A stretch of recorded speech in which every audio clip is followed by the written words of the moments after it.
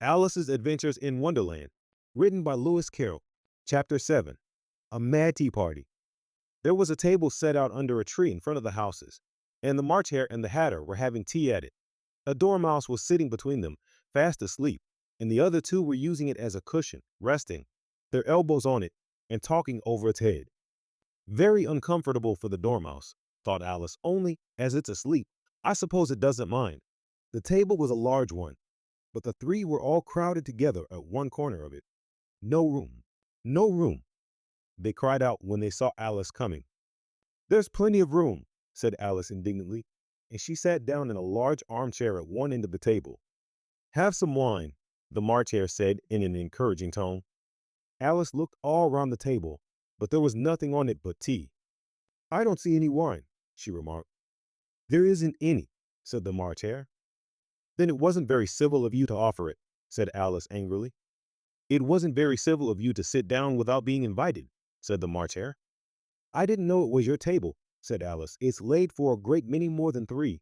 Your hair wants cutting, said the Hatter. He had been looking at Alice for some time with great curiosity, and this was his first speech. You should learn not to make personal remarks, Alice said with some severity. It's very rude. The Hatter opened his eyes very wide on hearing this, but all he said was, Why is a raven like a writing desk? Come, we shall have some fun now, thought Alice. I'm glad they've begun asking riddles. I believe I can guess that, she added aloud. Do you mean that you think you can find out the answer to it? Said the March Hare. Exactly so, said Alice. Then you should say what you mean, the March Hare went on. I do, Alice hastily replied. At least, I mean what I say. That's the same thing, you know. Not the same thing a bit, said the Hatter. You might just as well say that I see what I eat is the same thing as I eat what I see. You might just as well say, added the March Hare, that I like what I get is the same thing as I get what I like. You might just as well say, added the Dormouse, who seemed to be talking in his sleep, that I breathe when I sleep is the same thing as I sleep when I breathe. It is the same thing with you, said the Hatter. And here the conversation dropped, and the party sat silent for a minute, while Alice thought over all she could remember about ravens and writing desks, which wasn't much. The Hatter was the first to break the silence. What day of the month is it? He said, turning to Alice. He had taken his watch out of his pocket and was looking at it uneasily, shaking it every now and then, and holding it to his ear. Alice considered a little, and then said, the 4th. 2 days wrong, sighed the Hatter. I told you butter wouldn't suit the works, he added, looking angrily at the March Hare.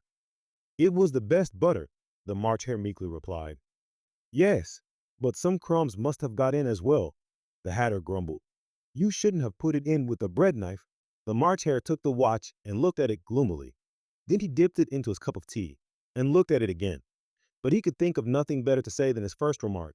It was the best butter, you know. Alice had been looking over his shoulder with some curiosity. What a funny watch, she remarked.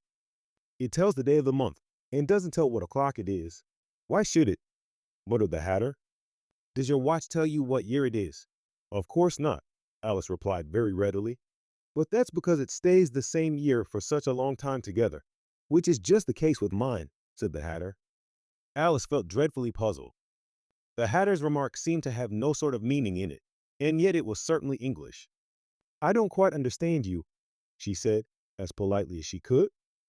The Dormouse is asleep again, said the Hatter, and he poured a little hot tea upon its nose. The Dormouse shook its head impatiently and said, without opening its eyes, Of course, just what I was going to remark myself. Have you guessed the riddle yet? The Hatter said, turning to Alice again. No, I give it up, Alice replied. What's the answer? I haven't the slightest idea, said the Hatter. Nor I, said the March Hare. Alice sighed wearily. I think you might do something better with the time, she said, than waste it in asking riddles that have no answers. If you knew time as well as I do, said the Hatter, you wouldn't talk about wasting it. It's him. I don't know what you mean, said Alice. Of course you don't, the Hatter said, tossing his head contemptuously. I dare say you never even spoke to time. Perhaps not, Alice cautiously replied. But I know I have to beat time when I learn music. Ah, that accounts for it, said the Hatter. He won't stand beating. Now, if you only kept on good terms with him, he'd do almost anything you like with the clock. For instance, suppose it were 9 o'clock in the morning, just time to begin lessons. You'd only have to whisper a hint to time, and round goes the clock in a twinkling. 1:30, time for dinner. I only wish it was, the March Hare said to itself in a whisper. That would be grand, certainly, said Alice thoughtfully. But then I shouldn't be hungry for it, you know. Not at first, perhaps, said the Hatter. But you could keep it to 1:30 as long as you like. Is that the way you manage? Alice asked. The Hatter shook his head mournfully. Not I, he replied. We quarreled last March just before he went mad, you know, pointing with his teaspoon at the March Hare. It was at the great concert given by the Queen of Hearts, and I had to sing, Twinkle, twinkle, little bat, how I wonder what you're at. You know the song, perhaps? I've heard something like it, said Alice. It goes on, you know, the Hatter continued, in this way. Up above the world you fly, like a tea tray in the sky. Twinkle, twinkle. Here the dormouse shook itself and began singing in its sleep, Twinkle, twinkle, twinkle, twinkle, and went on so long that they had to pinch it to make it stop. Well, I'd hardly finished the first verse, said the Hatter, when the Queen jumped up and bawled out, He's murdering the time. Off with his head. How dreadfully savage, exclaimed Alice. And ever since that, the Hatter went on in a mournful tone, he won't do a thing I ask. It's always 6 o'clock now. A bright idea came into Alice's head. Is that the reason so many tea things are put out here? She asked. Yes, that's it, said the Hatter with a sigh. It's always tea time, and we've no time to wash the things between whiles. Then you keep moving round, I suppose, said Alice. Exactly so, said the Hatter, as the things get used up. But what happens when you come to the beginning again? Alice ventured to ask. Suppose we change the subject, the March Hare interrupted, yawning. I'm getting tired of this. I vote the young lady tells us a story. I'm afraid I don't know one, said Alice, rather alarmed at the proposal. Then the Dormouse shall, they both cried. Wake up, Dormouse. And they pinched it on both sides at once. The Dormouse slowly opened his eyes. I wasn't asleep, he said in a hoarse, feeble voice. I heard every word you fellows were saying.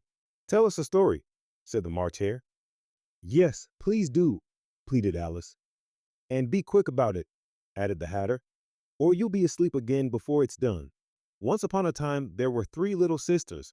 The Dormouse began in a great hurry, and their names were Elsie, Lackey, and Tilly, and they lived at the bottom of a well. What did they live on? Said Alice, who always took a great interest in questions of eating and drinking. They lived on treacle, said the Dormouse, after thinking a minute or two. They couldn't have done that, you know, Alice gently remarked. They'd have been ill. So they were, said the Dormouse, very ill. Alice tried to fancy to herself what such an extraordinary ways of living would be like, but it puzzled her too much, so she went on. But why did they live at the bottom of a well? Take some more tea, the March Hare said to Alice, very earnestly. I've had nothing yet, Alice replied in an offended tone, so I can't take more. You mean you can't take less, said the Hatter. It's very easy to take more than nothing. Nobody asked your opinion, said Alice. Who's making personal remarks now? The Hatter asked triumphantly. Alice did not quite know what to say to this, so she helped herself to some tea and bread and butter, and then turned to the Dormouse and repeated her question. Why did they live at the bottom of a well?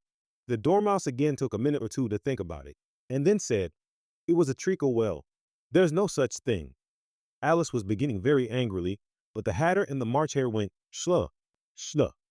And the Dormouse sulkily remarked, If you can't be civil, you better finish the story for yourself. No, please go on. Alice said very humbly, I won't interrupt again. I dare say there may be one. One, indeed, said the Dormouse indignantly. However, he consented to go on. And so these 3 little sisters, they were learning to draw, you know. What did they draw? Said Alice, quite forgetting her promise. Treacle, said the Dormouse, without considering it all this time. I want a clean cup, interrupted the Hatter. Let's all move one place on. He moved on as he spoke, and the Dormouse followed him. The March Hare moved into the Dormouse's place, and Alice rather unwillingly took the place of the March Hare. The Hatter was the only one who got any advantage from the change, and Alice was a good deal worse off than before, as the March Hare had just upset the milk jug into his plate.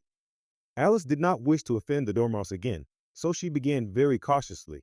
But I don't understand. Where did they draw the treacle from? You can draw water out of a water well, said the Hatter.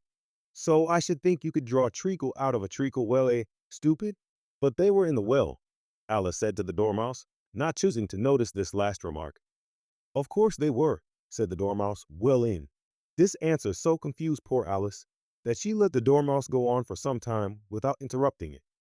They were learning to draw, the Dormouse went on, yawning and rubbing its eyes, for it was getting very sleepy, and they drew all manner of things, everything that begins with an M. Why with an M? Said Alice. Why not? Said the March Hare. Alice was silent. The Dormouse had closed its eyes by this time and was going off into a doze, but on being pinched by the Hatter, it woke up again with a little shriek and went on. That begins with an M, such as mouse, traps, and the moon, and memory, and muchness. You know, you say things are much of a muchness. Did you ever see such a thing as a drawing of a muchness? Really? Now you ask me, said Alice, very much confused. I don't think. Then you shouldn't talk, said the Hatter. This piece of rudeness was more than Alice could bear. She got up in great disgust and walked off. The Dormouse fell asleep instantly, and neither of the others took the least notice of her going, though she looked back once or twice, half, hoping that they would call after her. The last time she saw them, they were trying to put the Dormouse into the teapot. At any rate, I'll never go there again, said Alice as she picked her way through the wood. It's the stupidest tea party I ever was at in all my life. Just as she said this, she noticed that one of the trees had a door leading right into it. That's very curious, she thought. But everything's curious today. I think I may as well go in at once. And in she went. Once more she found herself in the long hall and close to the little glass table. Now, I'll manage better this time, she said to herself, and began by taking the little golden key and unlocking the door that led into the garden. Then she went to work nibbling at the mushroom. She had kept a piece of it in her pocket till she was about a foot high. Then she walked down the little passage, and then she found herself at last in the beautiful garden, among the bright flower beds and the cool fountains.